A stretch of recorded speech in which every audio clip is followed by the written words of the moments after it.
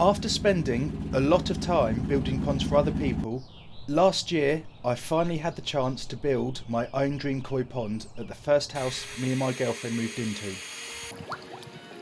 This year I'm taking on an even bigger project, a full rebuild of my dad's pond. This was the first pond I ever built, a 14,000 litre pond that my dad and I put together about 10 years ago. Now, with plans to redesign his garden, my dad's decided it's the perfect time to completely redesign the pond. Looking back, we did a solid job considering how little we knew back then, but this time we're aiming for something much more efficient, lower maintenance and a big step up in appearance. We're planning to expand the pond, shaping it into a slightly larger, slightly more circular design, whilst going further under the decking overhanging on the left. Waterfalls will cascade from streams, fed by more waterfalls and ultimately flowing from a wildlife pond filled with plants, which is fed from the filter system. To keep the pond surface clear, we aim to include an intake bay. This is a shallow section that collects floating debris and allows for simple netting for removal.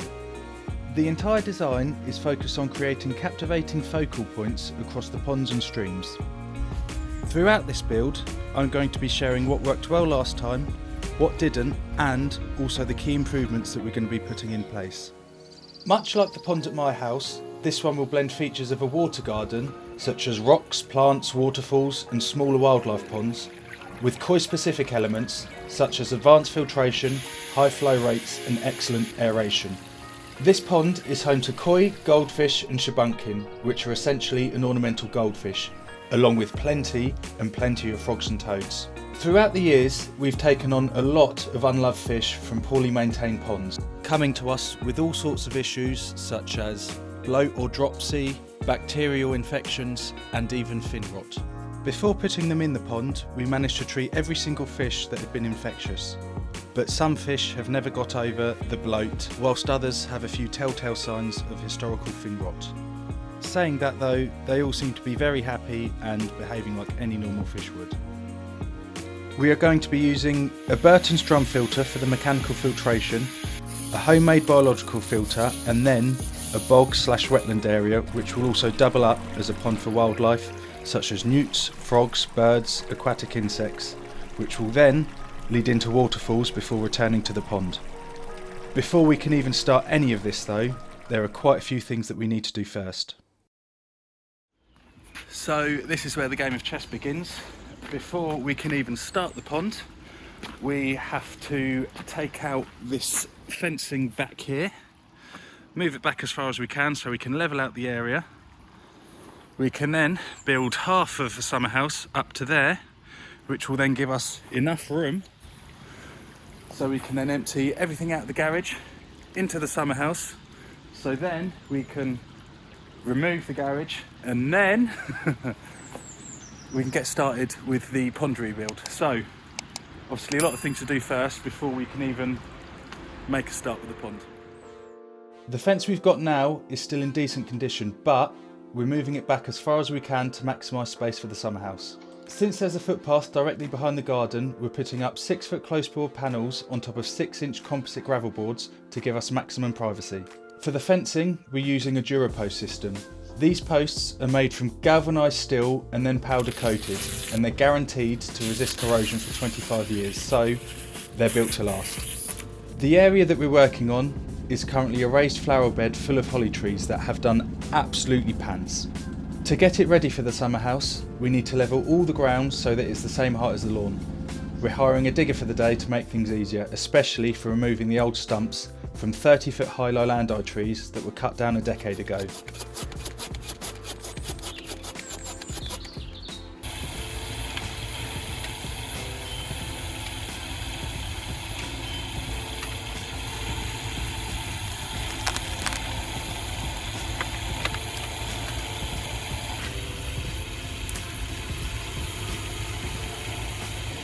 The stumps turned out to be much tougher than I expected, even with a digger, but then again it was only a 1-ton digger. This is because it's the largest we could use, since anything bigger simply wouldn't fit through the gates. Pro tip for anyone thinking of getting a DJI Mini 4K drone, or any drone I guess. Don't fly it into yourself. That bloody hurt. Because of how much wildlife that the original pond has attracted, I need to be extra careful while I'm working, so I'm taking it slow and rehoming any animals as I needed to make sure that nothing gets harmed in the process. In the existing build, there are two filtration systems. One is a skimmer going into a vortex, going into a pressure filter, back to the pond. The other filter system is two easy pods going into a mini bog filter, down two waterfalls, back into the pond. This system worked great for the first few years of the pond, but like what happens time and time again when people build ponds, the fish got bigger, the fish spawned, my dad starts slacking with the maintenance, and before you know it, the filter system isn't man enough for crystal clear water or even healthy water, which once was really easy to achieve. So because of this, the pond water isn't that clean anymore, to put it quite nicely. So because the pond isn't that clean and the suction grid at the very bottom of the pond wasn't really installed that effectively, so there is quite a lot of waste sitting down the bottom, we figured that the drum filter that we're going to get, we might as well get it early, do a very temporary install, as you can see with all the pipes everywhere and all the pipes down there. So the drum can basically have a bit of a head start of cleaning up all the water to start with before we do the pond rebuild. Now, obviously, when we rebuild it all, we're going to be moving the fish to a temporary accommodation, which I believe is going to be over there somewhere, I think. And also we're going to be draining the water. But if we can get the water as clear for as long as possible, hopefully all the rocks and pebbles down the bottom, that drum filter is going to go off in a minute, should hopefully be a lot clearer, cleaner, less full of waste. So that would make our jobs a bit more pleasant. Otherwise we'd be down the bottom of the pond, as well as trying to get rid of all the pebbles or move them somewhere, we would also be contending with a lot of smelly waste. So yeah, for that reason, we don't have anyone coming round anytime soon, so we don't really care how it looks with all the pipes everywhere. So we figured we might as well get a head start with the drum. So at the moment it is January. Oh no, it's February now, February the 1st.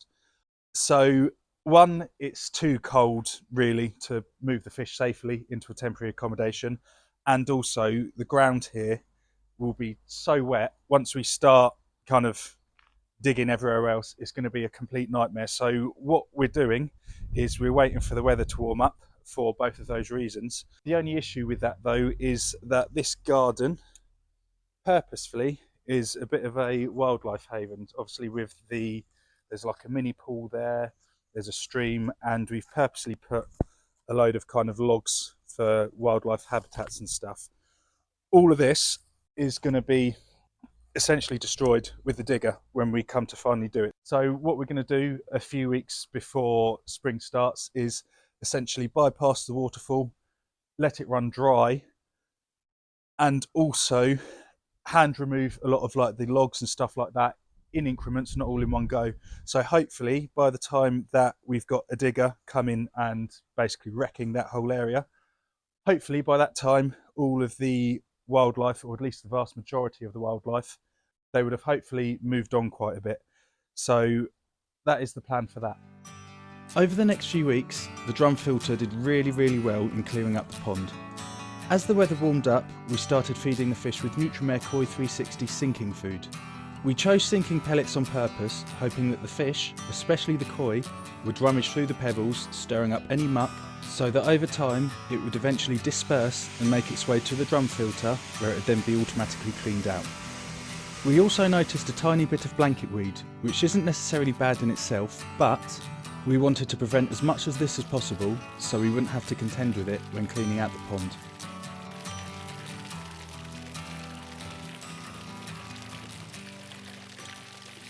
So we're about 7-8 days away from moving the fish into their temporary accommodation. Because of this, I've done another water test of all of the water parameters, all the important ones. The reason why I've done it 7-8 days away is because if anything is overly out, I have basically a full week to slowly adjust the water parameters to closer to what they should be. The main reason behind this is that fish generally like stability, so any crazy fluctuations or anything like that will cause them kind of unnecessary stress, lower their immune system. So it's quite important to do this kind of over time, as opposed to me, for example, testing the water parameters like one day before the big move where they're going to get stressed out, and then all of a sudden trying to spike everything to where it needs to go. When I tested the water parameters, everything was really good, with the exception of having low KH or carbonate hardness. Although slightly low KH isn't necessarily a bad thing in itself, having a KH of 6, 7 or above is really, really important in helping prevent and limit any potential pH swings. pH swings can be pretty fatal to any fish in the pond. Because of this pond being quite large, pretty reasonably stocked, not very heavily fed, and being extremely mature in terms of like the biological activity in the pond, the risk of pH swings and severe pH swings in this pond are pretty low because of all of this.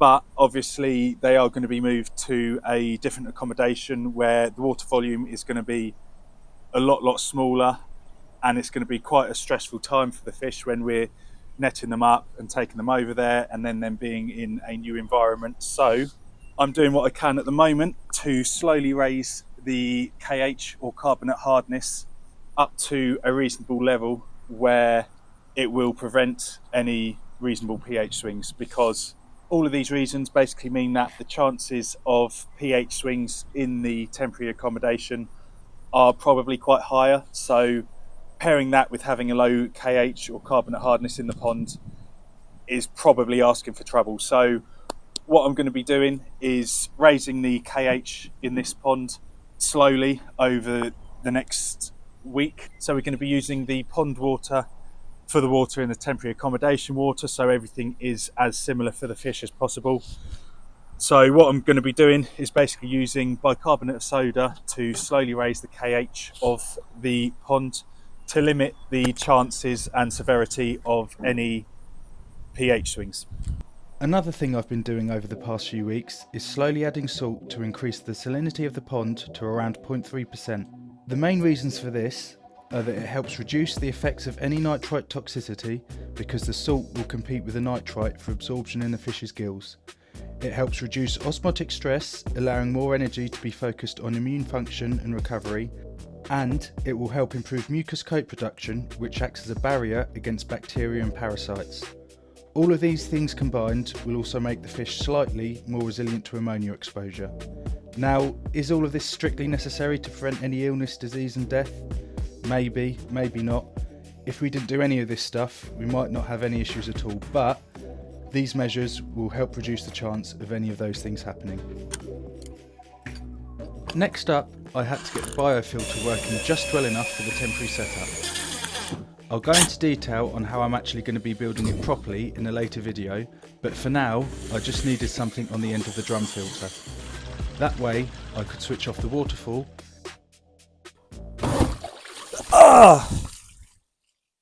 Forgot about that. Ditch the easy pods and move all of the existing K1 media into the newly part-made filter.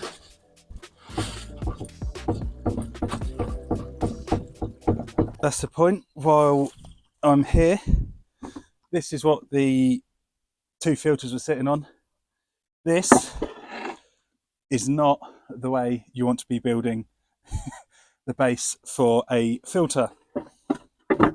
It could have quite easily done something like that, started giving away, started toppling, and ended in complete disaster. It didn't, but only because we got away with it. So don't build the base of a filter by propping 5, 6, 7 bits of brick and hardcore on top of each other and hoping it will stay. Don't do that. Also, the way the Easy Pods were set up could have been a lot more effective.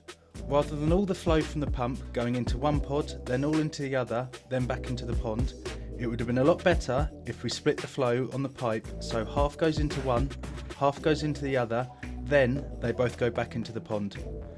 This would have slowed the flow down in each pod, so it would have been a lot more effective in trapping waste, and the biological effectiveness would have been a lot better due to longer contact time in each pod. Next up was dismantling the waterfall that was now dry and starting to clear some of the sections of habitat piles of logs, and then onto the garage, which surprisingly didn't take that long at all. Once this was all done, we were ready to set up the temporary pond and catch and rehome all of the fish. Annoyingly, the 2 catch nets we had both split within the first few minutes, so we ended up having to use the pan nets, which really aren't that suitable for catching and transporting fish. The next thing was completely draining and clearing the pond ready for the digger, but little did we know we'd spend most of this time finding close to 200 frogs in total and having to rehome them down the other end of the garden. It was absolutely mental how many there were. Now, don't get me wrong, it was nice to see how much of a wildlife haven we'd made of the garden, but as you can imagine, it got a bit annoying after a while having to keep stopping because we were noticing more and more frogs in our way.